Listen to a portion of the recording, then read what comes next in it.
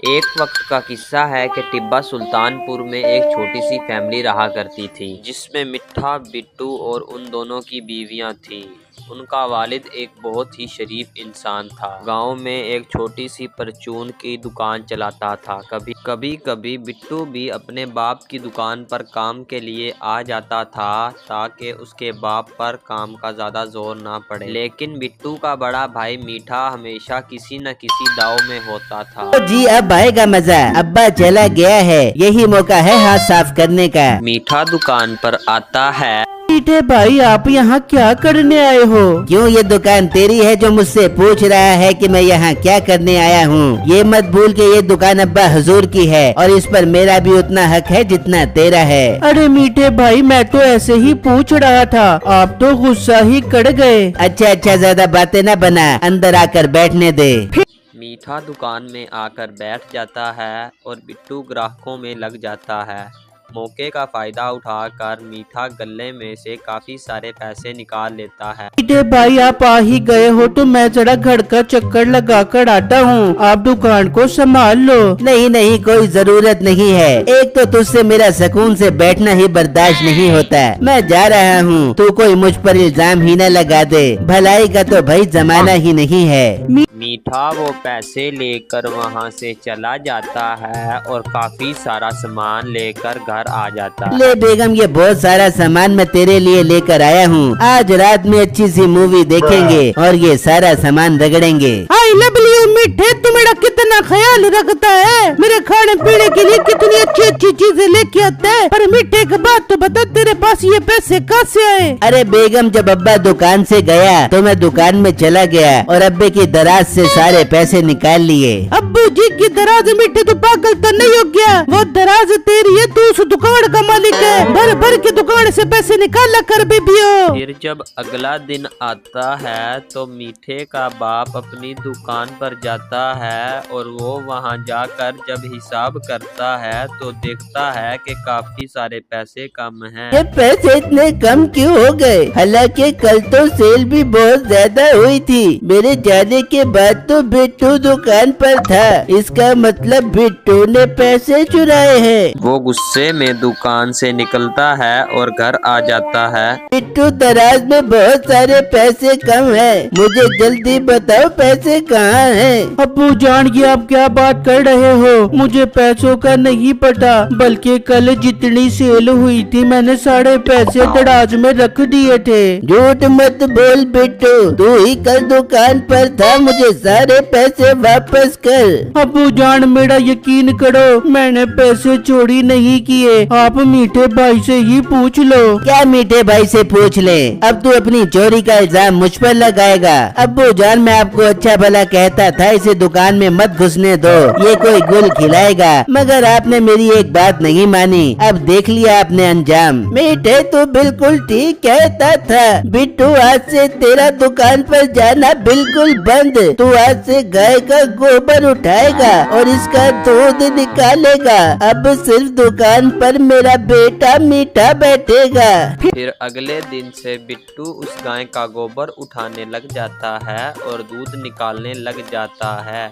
बिट्टू जरा जल्दी हाथ चला, इतनी सुस्ती दिखाने की जरूरत नहीं है, तेरी भाभी ने दूध की लस्सी बनानी है। जी मीठे भाई, पहले मैं आपको दूध निकाल कर दूंगा, फिर मैं अपने लिए दूध निकालूंगा। बिट्टू आज सारा दूध मुझे निकाल कर दो, आज मेरी सासू माँ घर पर आ रही हैं, वो दूध बहुत शौक से पीती हैं। पर मीठे भाई आपको पता है मुझे दूध कितना पसंद है, ऐसा न करें, आधा दूध आप ले और आधा दूध मुझे दे दें। और पसंद के बच्चे ज्यादा मिश्रा न बन, जैसा कहा है वैसा कर, शाबाश सारा दूध निकाल कर दे। मीठा बिट्टू से सारा दूध ले जाता है और बिट्टू वहाँ बैठा देखता रह जाता है। हाँ, मीठा रोज बिट्टू से दूध ले जाता है और बिट्टू बेचारे को दूध ही नहीं मिलता और वो कुछ नहीं पी पाता।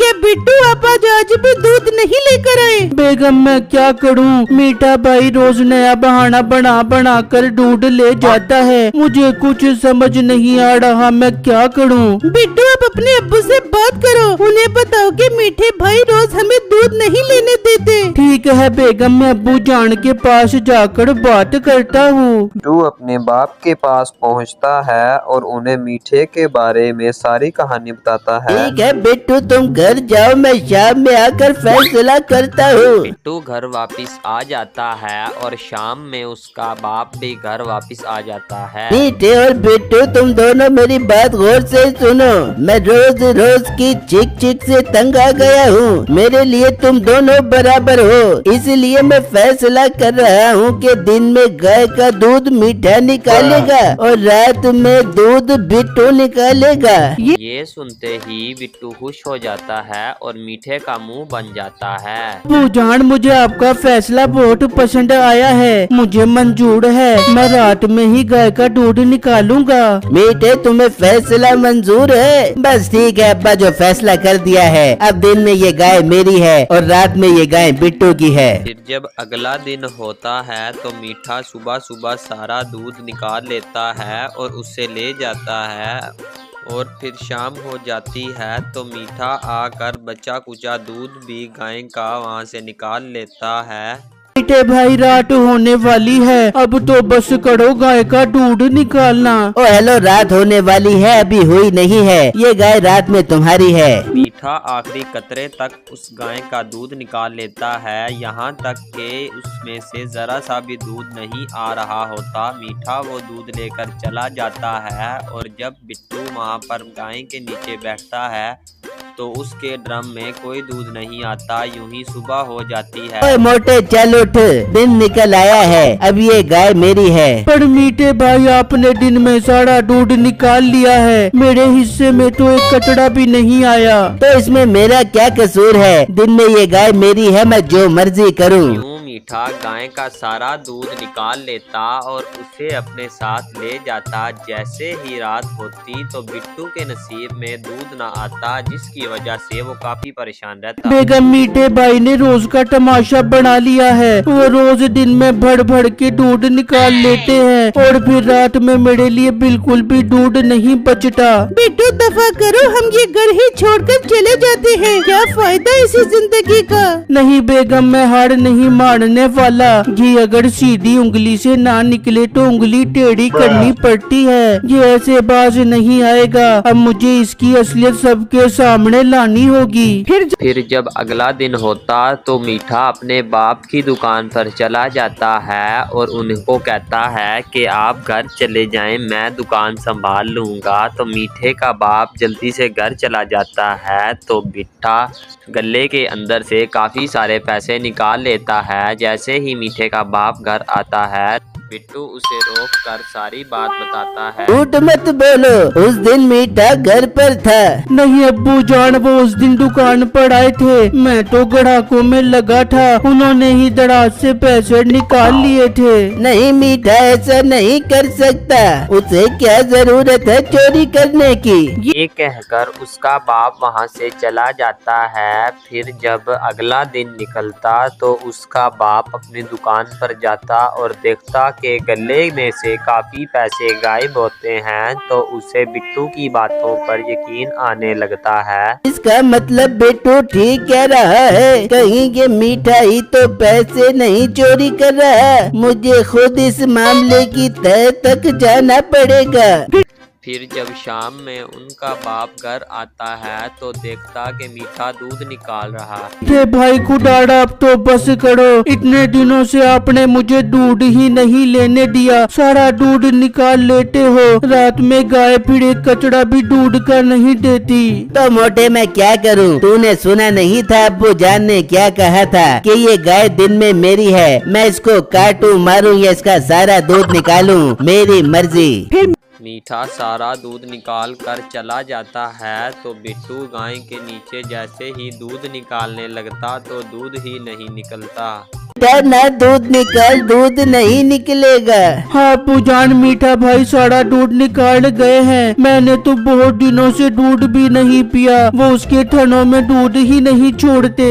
बेटा मुझे सब पता लग गया है, तू परेशान ना हो, मैं बस कल उसे रंगे हाथों पकड़ना चाहता हूँ। फिर अगले दिन बिट्टू और उसका बाप छुपकर मीठे को देखने लगते हैं तो मीठा दराज से काफी पैसे निकाल लेता है। बिट्टू का बाप दुकान पर आता तो मीठा उन्हें देखकर डर जाता। अरे मर गया अब्बा, कहाँ से आ गया?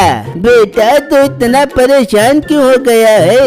अब्बा जान शुक्र है आप आ गए। अभी दुकान पर चोर आया था, सारे पैसे निकाल कर ले गया। मैंने बड़ी मुश्किल से अपनी जान छुड़वाई है उससे। पर बेटा मैं तुझे छुप कर देख रहा था, दुकान पर तो कोई चोर नहीं आया और दराज से पैसे भी तूने निकाले हैं। वो अब्बा थोड़े पैसों की जरूरत थी, इसीलिए मैंने पैसे निकाले थे। इसका मतलब तू ही पैसे चोरी करता है और मैं बिट्टू पर शक कर रहा था। तू अब मेरा बेटा नहीं है, तू और तेरी बीवी अब मुझे घर पर नजर न आना। अब जान ऐसा मत करो, मैं आज के बाद ऐसा नहीं करूँगा। तू अब घर पर रहेगा तो ही ऐसा नहीं करेगा ना। अपना सामान उठाओ और निकल जाओ मेरे घर से। वो नसीबो और मीठे को घर से निकाल देता और बिट्टू का बाप उसे गाय दे देता है।